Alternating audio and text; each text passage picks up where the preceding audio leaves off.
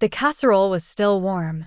I remember the heat radiating from the old ceramic dish, the one that had been my grandmother's. I was so proud. I'd made the creamy potato soup from scratch, peeled every potato, chopped every leek, bought the ingredients fresh from the market on Willow Street. The edges of the crust curled up just like hers used to, golden and perfect. She would have approved. This was my first dinner in the house I bought. Not rented. Not borrowed. Not inherited. Mine. I'd saved for 5 years, pinching every penny, packing my lunch even after those 2 promotions. I did everything right. I was calm. I was careful. So I invited the skeptics. The ones who'd always doubted I'd ever really land anywhere. My parents were due at 6. The table was set with cloth napkins and those blue plates I'd found on sale at a little antique shop near Carvallis. Each one had tiny, hand-painted birds around the rim. I'd made the name cards myself, printing them at work on my break and carefully laminating each one. I placed Dad at the head, Mom to his right, and my older sister Amara across from me. It felt like setting a stage for a peace treaty after a Cold War we'd never officially declared. I lit candles scented with cinnamon and pine, wanting the air to smell like a home, not a showroom. By 6 o'clock, I'd checked everything 3 times. The roast was resting. The salad was crisp. I'd even ironed my good skirt, the one I almost never wear, and I kept smoothing it down just for something to do with my hands. At 6:32, tires crunched on the gravel driveway. My heart did a funny little jump. Mara entered first. She didn't knock. Just opened the door and said, "It smells like food," her eyes already scanning the room, missing me completely. She wore her expensive suede boots, the ones she loved to mention. They left faint dusty trails on the floor I had mopped that morning. Dad followed. He offered a nod, not a hello, just an acknowledgement. He didn't look at me. His gaze traveled the walls, the ceiling, the family photo above the fireplace, as if he were a surveyor. "The house has good bones," he said. His tone suggested the bones shouldn't belong to any one person, but to a collective. I forced a small smile I didn't feel. I was just happy to be here in my own space. Mom came in last. She said nothing. Instead, she walked to the shelf and ran her fingers over the frame of an old photograph, me at 10 years old. She studied it like it was a picture of someone else's child. We sat. Silverware clinked softly against china. No one touched the salad. Mara was scrolling under the table, the glow of her phone lighting her lap. Dad broke the quiet. "How do you afford flooring like this?" It wasn't a question of interest. It was an audit. Then he added, "A place like this is too much house for one person." "I'm managing," I said, taking a sip of wine I suddenly didn't want. No one asked about the promotion. When I brought out dessert, warm apple crumble with a homemade oat topping, I ached for a single kind word. I remember grinning too wide, announcing, "The topping is from scratch," twice, to the silent table. Dad finally looked at me. He meticulously folded his napkin into a tight rectangle, a ritual of his. I saw his jaw clench.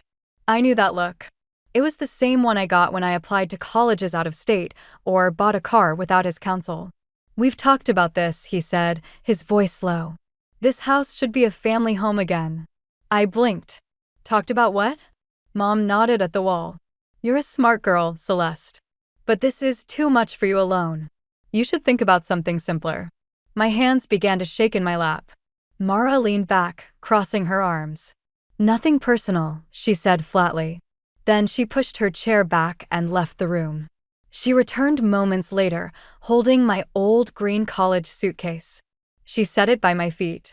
"It's already packed. We put the essentials in. We want this to be smooth." I tried to speak, but my throat had sealed shut. My voice was trapped somewhere deep in my chest.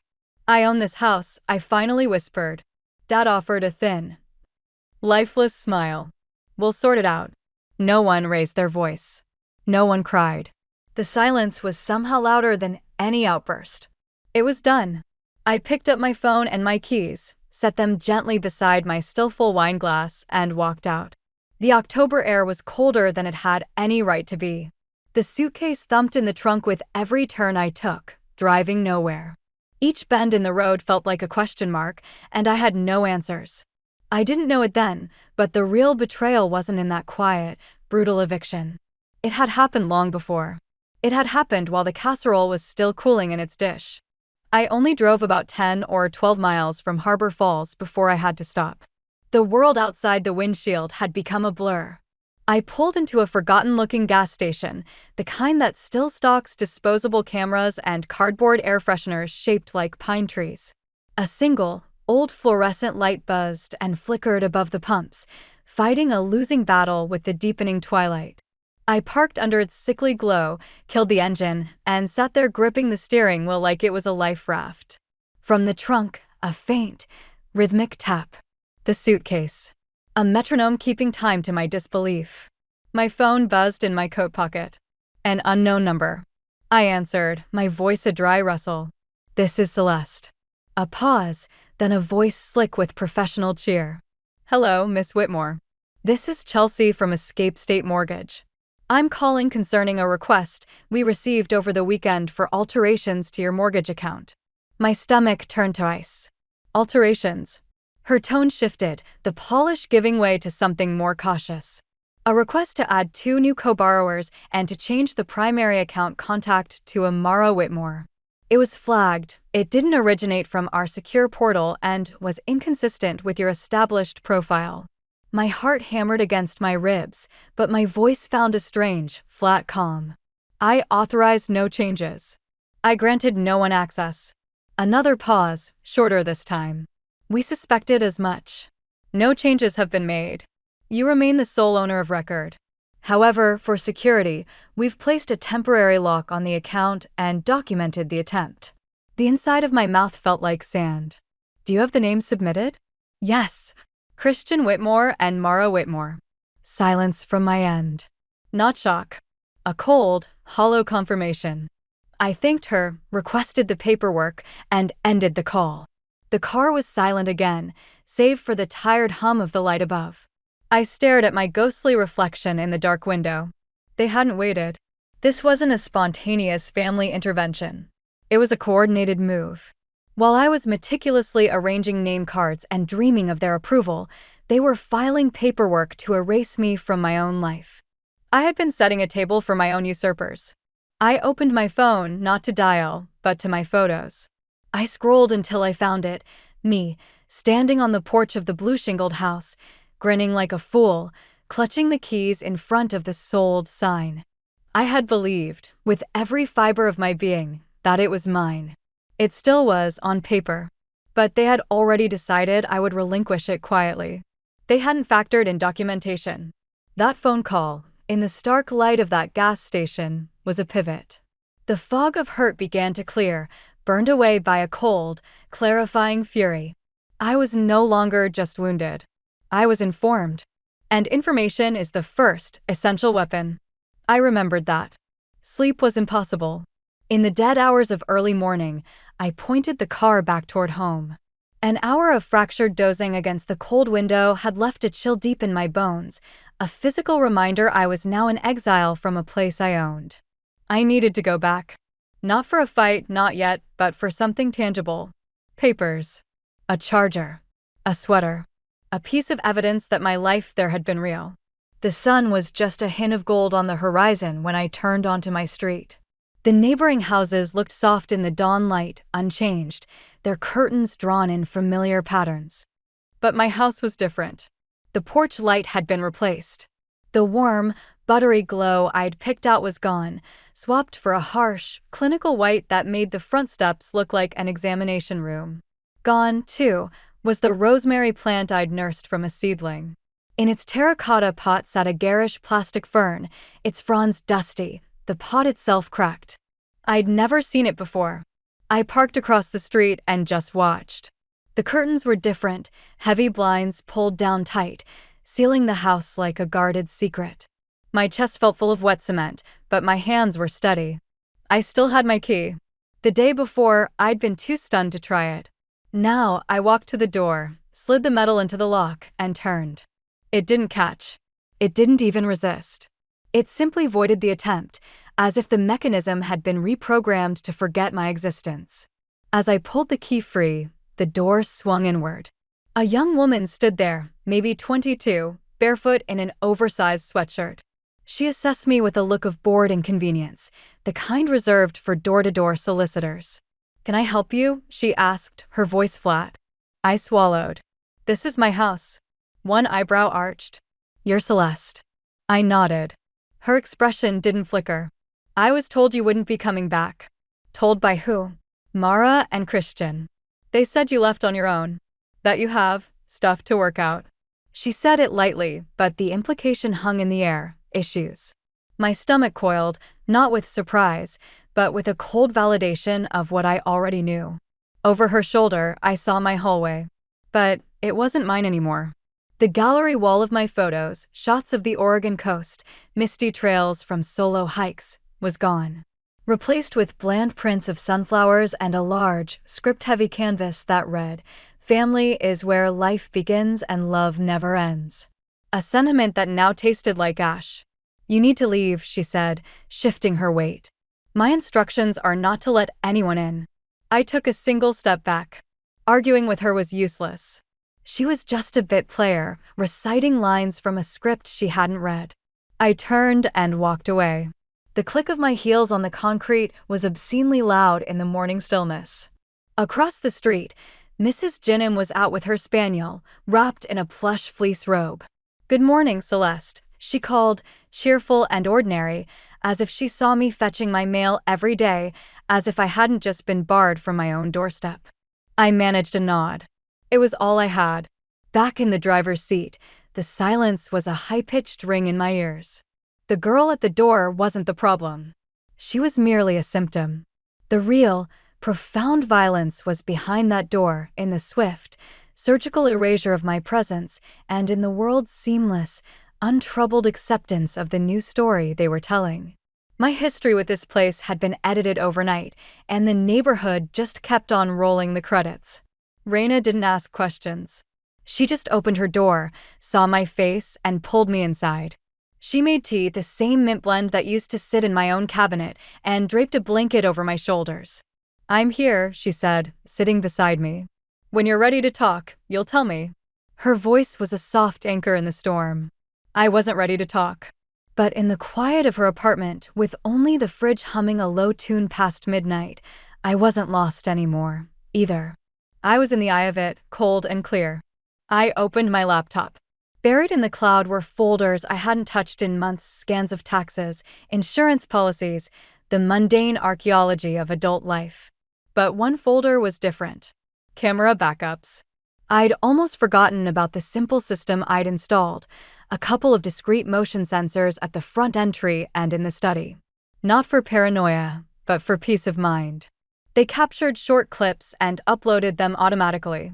I'd never had a reason to look. Now I did. The first video was time-stamped 2 days before the dinner. My empty hallway. Then motion. Mara entered the study. Her movements weren't furtive, they were procedural. She opened my filing drawers, not rummaging, but selecting.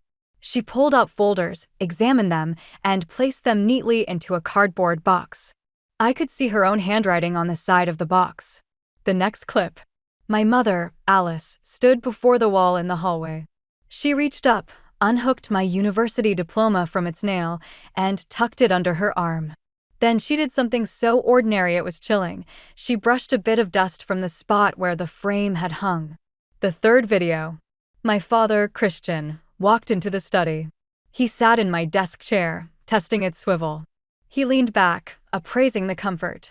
Then he leaned forward, disconnected my router, and plugged in a new, unfamiliar device wrapped in electrical tape.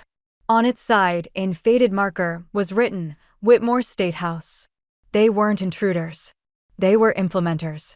They moved with the calm certainty of people executing a plan, replacing my infrastructure with theirs. There was no urgency, no guilt. In their minds, the house was already a settled matter. My dinner invitation wasn't a celebration, it was a formality preceding the transfer of power. I leaned back. My heartbeat was a slow, deep drum in my chest. They never imagined I'd see this. They assumed I'd surrendered when I walked out, that my key on the table was my signature on their terms. For a moment, it had been. But no longer. Methodically, I began downloading the clips, renaming each with precise dates. At the very end of the folder, I found an audio file. I didn't recall saving it. It was dated 9 days before the dinner. I hit play. Mara's voice filled the silent room, crisp and devoid of emotion. Change the locks as soon as she leaves. Don't let her back in. Not even for photo albums. Sure, she'll go to a lawyer, but it won't work. It's a family matter. Judges won't touch it. My throat closed. There was no anger in her tone, no heated resentment. It was pure, cold logistics. I wasn't a sister being betrayed. I was an obstacle being removed, a task on a checklist. I let the silence return, absorbing the precision of the malice. Then, with steady hands, I attached the audio file to the video clips and emailed the package to myself. I created a new folder on the desktop. I labeled it Evidence. I didn't know what the next step was, but I knew this. I had not left. They had simply begun the occupation while I was still misunderstanding the nature of the war. The next morning, Raina was already at her small kitchen table, glasses perched on her nose, a notebook of contacts open before her. She looked up as I entered. "You need a lawyer," she stated, her voice leaving no room for debate. "And not just for the house. This is bigger." I nodded. The truth of it sat between us, heavy and undeniable. She was on the phone before the coffee finished brewing. By 9 a.m., we were sitting across from Jana Kerr in a quiet office in downtown Harbor Falls. I remembered Jana. She'd guided a neighbor through a brutal divorce with a steely, unflappable grace. She wasn't a courtroom performer. She was a strategist. Her space was meticulously ordered, files standing at strict attention on the shelves. Her handshake was firm and brief. "I specialize in property disputes," she said, offering us notepads and a steady gaze. "Though I should warn you, the most vicious ones usually have a shared last name." She paused, letting the implication settle. I opened my folder and slid across the printouts of the mortgage documents, the call log from Escape State, and a thumb drive containing the videos and the audio file. Jana reviewed them silently, her expression a mask of professional neutrality. "I see," she finally said. "This is serious. But for a case like this, we need a foundation, not just a cornerstone. We need more evidence." I understood. I knew exactly where to dig. That evening, back at Raina's, I dove into the digital archive of my life, years of emails I'd forgotten. I searched with clinical precision, using names and keywords like a scalpel. The first cut revealed an email from Christian Whitmore, sent 2 Februaries ago. Subject: "Can you send your W-2 quickly?" The memory surfaced. I'd been stressed about taxes, and he'd offered his accountant's help. "Sure, just send the documents," he'd written. At the time, it felt like a lifeline. The next cut, an email from Mara. "Need your social for faster insurance payout processing." Back then, it seemed like efficient, familial support. They were just helping me navigate adult complexities. Now, viewed through the new, shattered lens, these messages looked different. They weren't acts of assistance. They were data points being collected. They weren't just after my house. They were constructing a bureaucratic shadow of me, a paper identity they could manipulate and control. "Raina," I called, my voice hollow. "Can you check something?" She entered with her laptop, sensing the shift. Before I could explain, she said, "Check your credit report." My fingers felt clumsy. I fumbled the password, tried again. When the report loaded, the air left my lungs. 2 hard inquiries, both from last week. One from a national retailer I hadn't set foot in since college. Another from a subprime credit agency. The originating IP address for both was linked to my parents' home. I turned to Raina. Her face was etched with grim understanding. "This is financial fraud," she said quietly. "This graduated from a family dispute a while ago. This is a crime." A profound silence followed. It felt dangerous to move, as if the slightest disturbance could collapse whatever fragile stability remained. My phone rang later that evening. Jana's number. I forwarded her the emails and the credit report screenshot. Her response was swift and definitive. "We're filing," she said. an emergency motion for a restraining order, and to freeze the title. You lock down your credit with all 3 bureaus immediately. Do not engage with them. Not a text, not an email. All communication flows through me now. I ended the call, closed the laptop lid, and leaned back into the couch. The emotional hurricane had passed, leaving behind a stark, clear landscape. This was no longer about hurt feelings or familial rejection. It was a factual, documentable siege. They had banked on my compliance, on my lifelong habit of quiet accommodation. But they had miscalculated. They forgot one crucial thing about me. I always kept the receipts. The Harbor Falls Courthouse was built in 1911 of stone brick and pale limestone, a monument to sober order. I'd passed it countless times, never imagining I'd walk through its doors not as a citizen, but as a plaintiff. On Thursday morning, I did. Jana was a calm presence at my left, Raina a solid shadow behind me. In my hands, a single folder. In my chest, just my name. We waited on a hard wooden bench outside the courtroom. Muffled voices from within discussed the dismantling of a marriage, cars, visitation schedules. I placed my palms flat on my knees. I wasn't praying. I was anchoring myself, willing stillness into my bones. "Remember," Jana murmured, her voice low and even. "This isn't theater. It's testimony. Let them talk. We'll show." When our case was called, we entered. The room was cold, a chill that came not from temperature but from a dense, watchful silence. It was the kind of quiet that demanded precision, where every syllable had weight. They were already seated at the defendant's table. My father, Christian, in a suit that seemed like a costume. My mother, Alice, beside him, her posture rigid. Mara sat slightly apart, arms locked across her chest, her hair scraped back into a bun so tight it looked painful. None of them glanced my way. Jana began with the dry facts, the deed, the mortgage, the bank statements, a paper trail of sole ownership. Then, she introduced the video. It played on a monitor for the court to see. There was my father, coolly swapping the router. My mother, carefully removing my diploma. Mara, boxing my files. The images were silent, which made them louder. Then, Jana played the audio. Mara's voice, dispassionate and clear, filled the room. "Change the locks as soon as she leaves. Don't let her back in. Not even for photo albums. Sure, she'll go to a lawyer, but it won't work. It's a family matter. Judges won't touch it." Jana let the final word dissolve into nothing before she moved on. When it was their turn, my father stood. "Your Honor, we were acting to protect a family legacy," he began, his tone one of pained reason. "We've supported Celeste emotionally and financially for years. While her name is on the title, the spirit of the asset has always been collective." Jana's interruption was polite and lethal. "Mr. Whitmore, do you deny submitting fraudulent documents to add yourselves to the mortgage?" He drew himself up. "I deny criminal intent." Had she been more receptive to guidance, these measures would have been unnecessary. The judge peered at him over her glasses, her expression a closed book. Mara rose next, clearing her throat. "I was only trying to help.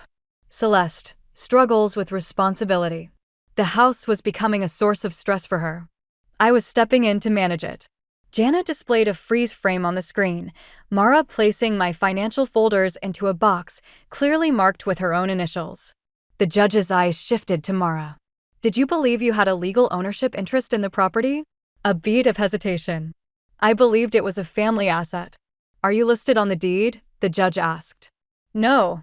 She looked at my mother. "Are you?" "No." Then it was my turn. I took the stand, swore to tell the truth, and sat. I had no notes. I looked directly at the judge. "I bought that house. Every down payment, every monthly check, every repair came from me. They didn't just arrive uninvited. They began dismantling my life there before I'd even left the dinner table." I paused, letting the words settle. "My father replaced my internet. My sister packed my private documents. My mother took my photographs off the walls. And when I objected, their explanation was that I was unfit. They didn't just want the house. They wanted to erase the person who built a life in it." I stopped talking. The silence this time was different, charged, and complete. The judge reviewed her notes, her screen, for what felt like an eternity. Finally, she spoke. The court finds in favor of the petitioner, Celeste Whitmore, as the sole legal owner of the property. The temporary restraining order is made permanent. Furthermore, the evidence presented necessitates a formal investigation into allegations of financial fraud and identity theft. My father's sharp intake of breath was the only sound from their table. Mara stared at a fixed point on the floor. My mother showed no reaction at all. I, too, felt strangely still. Outside, the sunlight was jarringly bright. Raina waited on the steps, holding 2 abandoned cups of cold coffee. "How do you feel?" she asked. I looked down at my feet, planted firmly on the stone. My voice, when it came, was my own. "I feel real." Raina's smile was small and deep. Later, in the quiet of her guest room, I opened the confirmation email from Jana. The county clerk's office had recorded the order. The house was legally, unmistakably mine again. I closed the laptop and watched the trees sway in the wind. This victory wasn't really about a structure of wood and brick. It was about the restoration of a boundary, the reaffirmation of a self. They had tried to unwrite me, but step by step, word by word, I was writing myself back in. The key resisted, turning with a gritty stiffness that wasn't there before. I had to work it, a firm tug required to finally throw the deadbolt. It felt like the house itself was hesitating, unsure of my claim. I stepped into the silence. It wasn't hostile, but it was profound, a held breath that demanded I listen to things I didn't want to hear. The blinds were drawn, casting everything in flat, gray light. The air was empty. Gone was the soft, clean scent of eucalyptus I kept by the door. In its place hung a cloying, artificial lavender, Mara's favorite. An olfactory invasion. I didn't tour the rooms. I stood in the foyer, letting the alien details settle. My grandmother's milk glass vase was gone from the console. In its place sat a generic metal bowl filled with colorless glass pebbles, the kind bought by the bag. It held no history, no warmth. My first act was to push open the windows, letting the outside air rush in to scour away the false perfume. My second was to collect every foreign object, the plug-in scent diffusers, the cheap metallic sculptures, the meaningless decorative bowls, and deposit them into a cardboard box. I wrote on the side in black marker, "Not mine." I moved to the fireplace. New photographs stood on the mantel. One, my parents on their wedding day, young and smiling. Another, Mara beaming beside her golden retriever. There was not a single image of me. The precision of the deletion was breathtaking. They hadn't just moved in, they had meticulously edited me out of the narrative of the home. I took each frame down carefully, without malice. This wasn't an act of anger, but of reclamation. In the kitchen, tucked behind the cutlery tray, I found a cream-colored envelope. My name was written on it in my mother's elegant script. Inside, a single sheet of paper. "You'll understand someday. Family isn't simple. You were always stubborn, Celeste. We just wanted to preserve what mattered. Someday you'll see this was necessary. Love, Mom." No remorse. No admission. Only the serene justification of their actions, framed as a difficult duty and wrapped in the word love. It was their final, quiet argument. I carried the letter outside, struck a match, and touched the flame to its corner. It caught eagerly, curling into black lace before dissolving into featherlight ash. I didn't feel triumphant watching it burn. I felt sanitized, cleansed of their narrative. That night, I began to move the furniture. Not to clean, but to disrupt the new geography they had imposed. From a closet, I retrieved my own things, the framed photograph of a windswept Oregon coast I'd taken myself, the slightly lopsided ceramic plate I'd made in a pottery class, its uneven rim a testament to my own hands. I hung the picture over the fireplace. I placed the plate where the metal bowl had been. I worked until midnight, repositioning chairs, rehanging my own art, pulling my favorite books from boxes. Slowly, corner by corner, the house ceased to whisper their names and began to reflect my shape again. When I finally lay down in my own bed, the sheets accepted my weight with a familiar sigh. The pillow held the memory of my head. For the first time in weeks, a full, unguarded breath filled my lungs. They had tried to rewrite the story of this house. But I was the author, and I was writing a new chapter. Not over theirs, but after it. 3 days after I moved back in, a text from Raina appeared. Brunch. Just the tribe. Where's something cozy? I didn't bring a gift, only a bundle of pine and cedar branches I'd gathered, bound with twine from her own kitchen drawer. When she opened the door, a light snow was dusting the porch railing like powdered sugar. It smells like cinnamon, I said, stepping inside. Mostly store-bought, she shrugged, a grin playing on her lips. But the coffee is real. Her home was a symphony of warm, living sound. Her sister-in-law's laughter bubbled from the kitchen. A determined toddler navigated the hallway with a stuffed bear in tow. Quiet jazz wove through the air from a hidden speaker. No one asked for my story. No one probed. They simply made a space at the table and passed me a mug. I sat, drinking spiced cider, eating eggs baked in little ramekins, and I realized, with a soft jolt, that I was smiling. It was the small things, the particular way Raina tilts her head when she listens, how the winter light through the window painted everything in gentle gold. This wasn't my family by blood, but it was a family by choice, one that asked for no edits to my history, only my presence. Returning to my own house that afternoon, the silence that greeted me was different. It wasn't a hollow, waiting void. It was a spacious, peaceful quiet. I lit a clove and bergamot candle by the window. It scent spicy and clean, and opened a long-neglected notebook. I wrote a single line. The house didn't change. I did. Later, I took down the curtains Mara had chosen, stiff, impersonal things that pooled on the floor. I hung my old ones instead, made of soft, cream-colored cotton I'd hemmed myself one aimless Sunday. They didn't perfectly go. They just were. They were mine. From the garage, I retrieved the old rug they'd banished. It was dusty, its fringe frayed at one corner. I unrolled it over the living room floor. Beneath it, the hardwood was revealed, scratched here and there from moving furniture, marked by the nails of a dog I'd loved for one summer long ago. It was all mine. Not perfect. Worn, marked, authentic. I stood barefoot on the sun-warmed wood and let the silence settle around my shoulders. And I understood. Peace isn't merely the cessation of noise. It's the emergence of your own unapologetic voice in the quiet. It's the sound of no longer having to explain yourself. That voice now was mine. The next morning, the mailbox held a plain envelope with no return address.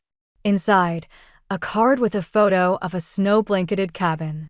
Beneath it, a line of text: freedom isn't the absence of a past, but the past no longer holding the reins. Period. I pinned it to the board by my front door, beside other quotes and reminders I was still learning to believe, but was willing to try on for size. That evening, I made the final entry in the journal. They tried to take the house, but they couldn't take the woman who built it. I turned off the lights, locked the door out of simple habit rather than fear, and climbed into bed, leaving the window cracked to invite in the cool night air.